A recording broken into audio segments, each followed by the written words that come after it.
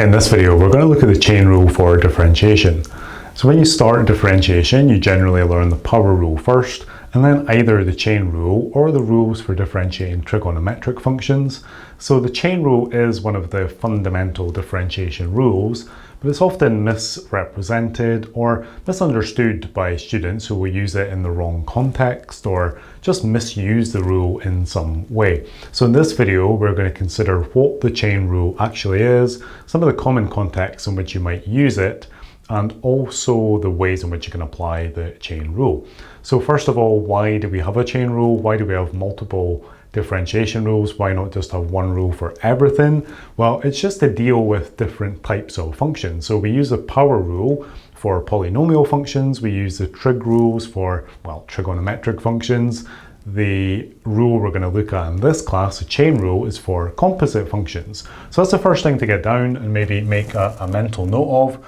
The chain rule, and it's actually a really important point, is only for differentiating composite functions, and that's often misunderstood by students. But the challenge there is that composite functions can manifest in a whole bunch of different ways.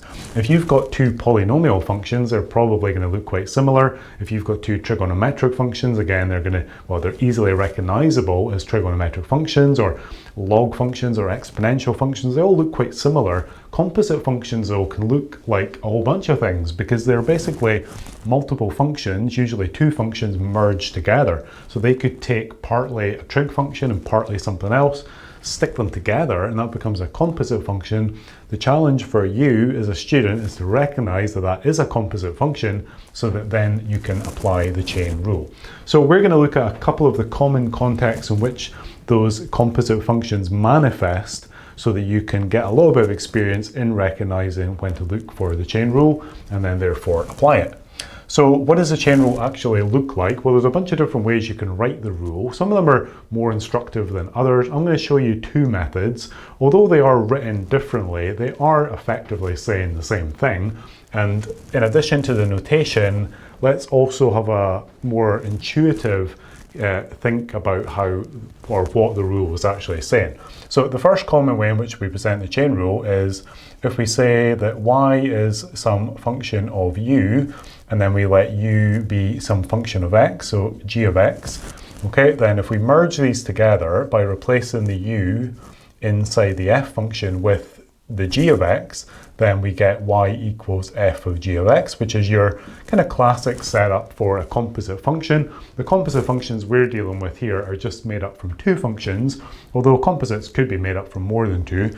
But here we've got basically an f of g of x, so I'm assuming you're familiar with composite functions. You probably are. If not, then either just follow along or maybe check out composite functions somewhere else and then come back into this video.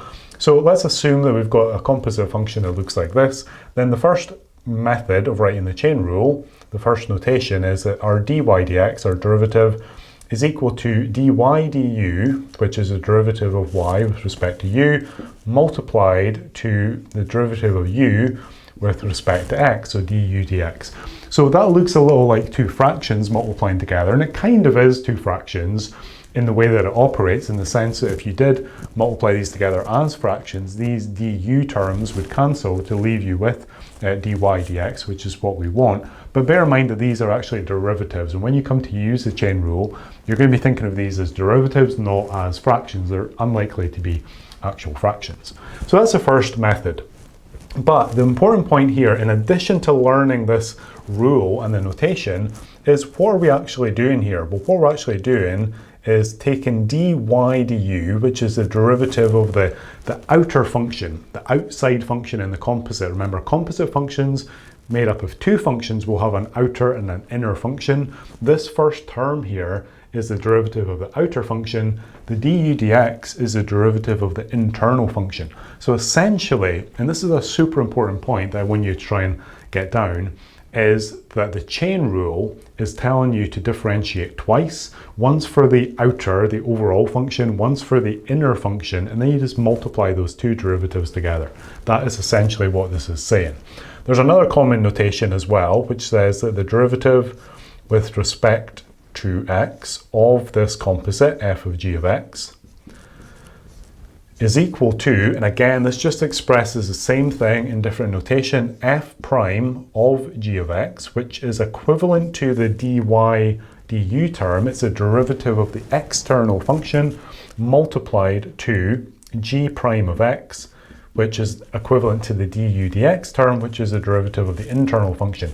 So this notation, that notation, or any other notation you'll see, because there are a whole bunch of notations out there, all basically say that same thing. Differentiate twice, once for the outer, once for the inner, multiply those together, and that is your chain rule. That is not the challenge. Well, it's partly the challenge. The challenge is recognizing that you've got a composite function in the first place. So one of the first types, I guess, forms of these composite functions is ax plus b inside a bracket to the power of n. So that's probably your starting point for composite functions. Why is that a composite function? Well, you've got an internal function here, and then you've got this external exponential function. So ax plus b is a function. Something to the power of n is also a function. So you've got an internal and external function. So let's take an actual example. So let's say we had y equals, let's keep it simple. So let's go 2x plus 3 to the power of 4, something like that. So how would we go about using these? Well, you can pick either notation. I'm going to go for this notation. This is probably the most common one to work with. And this one is probably, yeah, we'll probably leave this one. We'll probably focus on this one. In practical terms, they say the same thing, but just because we've got a convenient, or we're using a y here, let's keep it in terms of this one just for convenience, really, because we've got the correct letters already. So in this scenario here, this here is playing the role, the 2x plus 3 of our u function. So we're going to say let u equal 2x plus 3. So that means that we can then differentiate to get du dx using the power rule, which is just going to be 2. So we need to do that because we're trying to generate a du dx and a dy du. So we've got our du dx. Now we need to get our dy du. Well, because this part here has now been nominated to be u, we can rewrite this as being y equals u to the power of 4. So we can just kind of substitute there. It's effectively a substitution method to say that y equals u to the power of 4. So then we can differentiate that to get our dy du, which is what we need. Again, just using the power rule, so that comes out to be 4u cubed. So now we can merge those together to say that dy dx, which is what we're trying to ultimately find, is according to the chain rule, dy du times du dx, like this. So dy du, that's 4u cubed. Du dx is 2, so it's going to multiply to 2. So that's going to give us 4 times 2 is 8. We need to change our u back to in terms of x, because we're working in terms of x here, not in terms of u. So our u, remember, was 2x plus 3. So changing that u to 2x plus 3, and it's u to the power of 3, so it's going to be that 2x plus 3 to the power of 3, and that is our final solution. So that's typical use there of the chain rule. Let's take another example where we just make our internal function a little more complicated. So similar process. Let's go for something like 3x to the power of 4 plus 1, all of that to the power of 3. So it's pretty similar here. It's just the fact that the internal function has got just a little bit more going on, but the steps are going to be the same. So let's start again by nominating our u function to be the internal function in the composite. So it's going to be 3x to the power of 4 plus 1, like that. So that gives us our du dx equals 12x cubed. Again, just using the power rule. Because this internal part has now been nominated to be u, then we can rewrite our y function as y equals u to the power of 3, and that allows us again to just differentiate our y with respect to u using the power rule to get 3u squared. Bringing these together to get our dy dx, in other words applying the chain rule at this point, we can say that dy dx is equal to, so I'm basically rewriting the formula here, is dy du times du dx. You don't necessarily need to do that, I'm just doing that for illustration.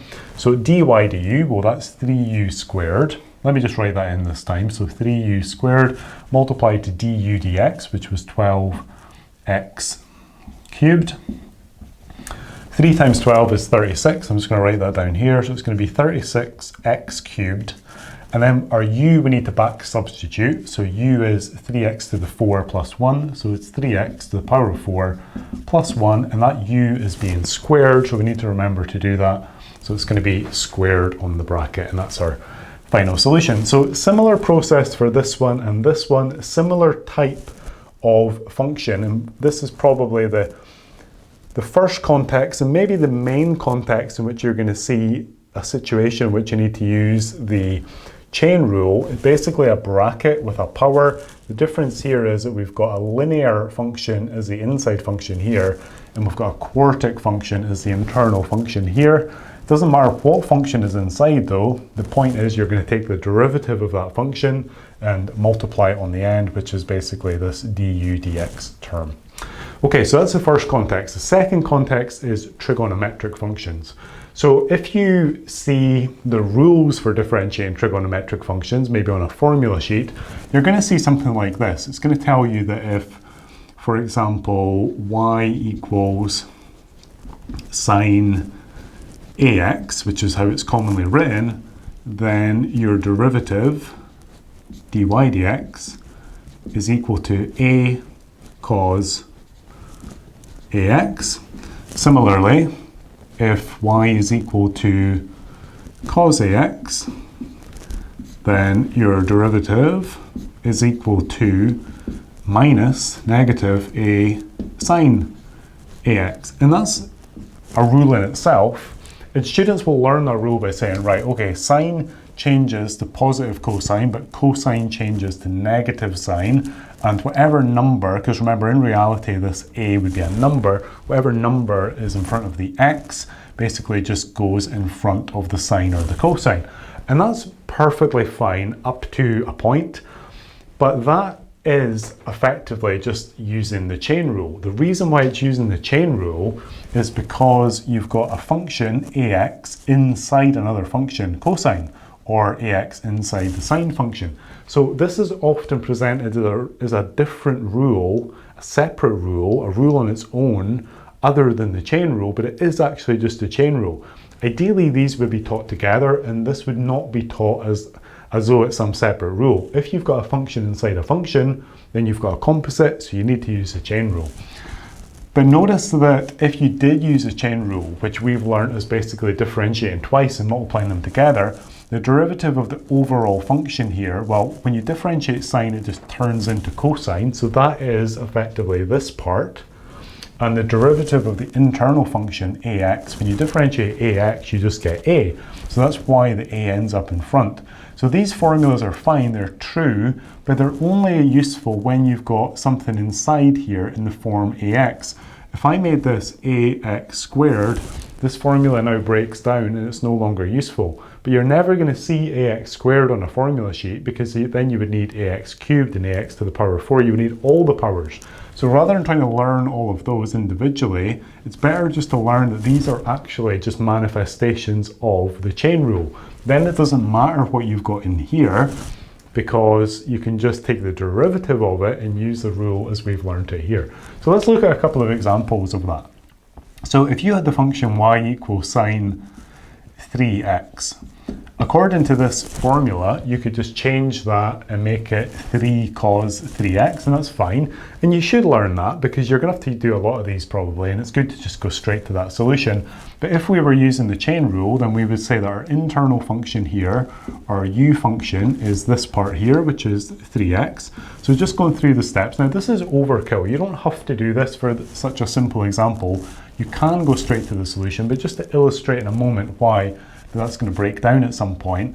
So let u equal 3x, so then du dx using the power rule is equal to 3. That then means that we can rewrite our y as the sine of not 3x anymore, but just the sine of u, so that then our dy du, well, when you differentiate sine, you just get positive cosine, so that becomes cosine u like this. Then we can just merge those together to get our derivative. So our dy dx is just going to be equal to our dy du. So using the chain rule, dy du is the cosine of u times our du dx. which is 3. So it's this guy here multiplied to 3. So bringing that 3 in front, so it's going to be 3 cosine, changing the u back to 3x, and we get 3 cosine 3x. Now that undoubtedly is way more work than you actually need to do to differentiate the function sine 3x. You should definitely go straight from there to there, but this is just to highlight that the reason why we're going from there to there is because we're using the chain rule. But more importantly, what happens if we then have to differentiate y equals, let's say, cosine 4x squared? If you've got this formula sheet, this cannot be differentiated using this rule here, because this rule here is only good for the cosine of some number times x, like 4x or 5x or 7x. It's not good for things like 4x squared. But the chain rule does accommodate that, because the chain rule doesn't care what the internal function is. So using the chain rule on this one, we could just say, right, let our u be 4x squared. So just running through the steps again, so that gives us our du dx using the power rule is 8x, like that. Because we now have nominated this guy here to be u, then that means that y equals the cosine of u. When you differentiate cosine, you get negative sine. So that means that our this should be a u. So our dy du is equal to negative sine u. And then again, we just merge those together. So we're going to get our dy dx is equal to, going back to our formula, so it's dy du. So dy du is minus sine u. But we know that u is 4x squared, so it's minus sine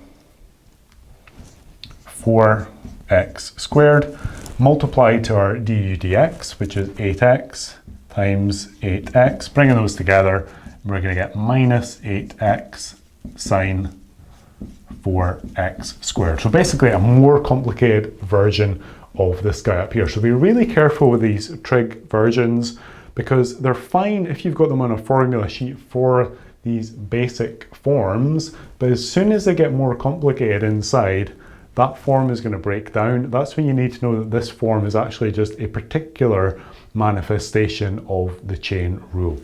So just a quick recap then. The chain rule is for differentiating composite functions. Composite functions can appear in a whole bunch of different formats, but the two common formats are a bracket with a power and then a trigonometric function with an internal function, which sometimes will be in a simple form like number x, but sometimes will be in a more complicated form leading to a more complicated solution. For this one, you can just learn these rules so that you don't need to go through all of this work. For this more difficult form though, you need to then use the chain rule. So you're better to know up front that it is actually the chain rule that you're using.